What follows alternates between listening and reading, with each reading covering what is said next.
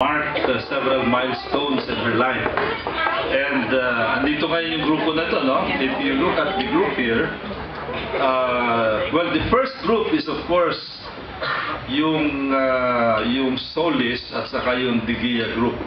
Because my mother's mother is a Digia from Batangas. And the Digias are here. Dito sila. Palakpakan natin yung mga Digia. And then yung tatay naman niya is a Solis, also from Batangas. Kaya ang roots ni Mama, 100% Batangas. But these families, ay mga Solis pala. Dito rin mga Solis. Pakikaway lang yung mga Solis. But most of the Solises now are from Romblon because it's a long story, but somehow the Solises settled in Romblon.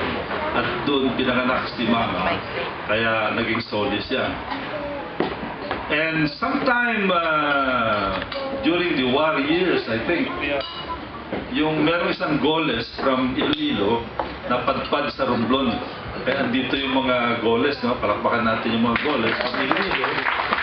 And the reason why this Goles, whose name was Salvador Goles, happened to be in Romblon was because his sister was married to a Solis in Romblon also, who happened to be the brother of my mother.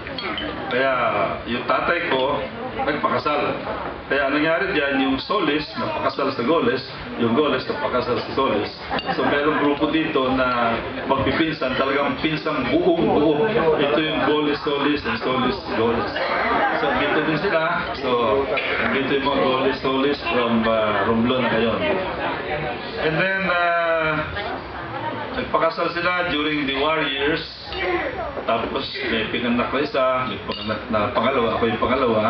Yung unang pinanganak is, of course, my late sister, the late Henrietta Nene Goles, who died around 2 years ago. And andito yung mga anak niya, dito si Nas, at nandito si Baby D. Yung panganay si Paul, who's now a resident in the United States. So, andun yung mga anak ng nasira kapatid ko na si Nene. Of course, ako yung... birthday rin pala ni Baby D, andun. Ako yung mama ko. Birthday mo pala? Kaya, Dolores din na.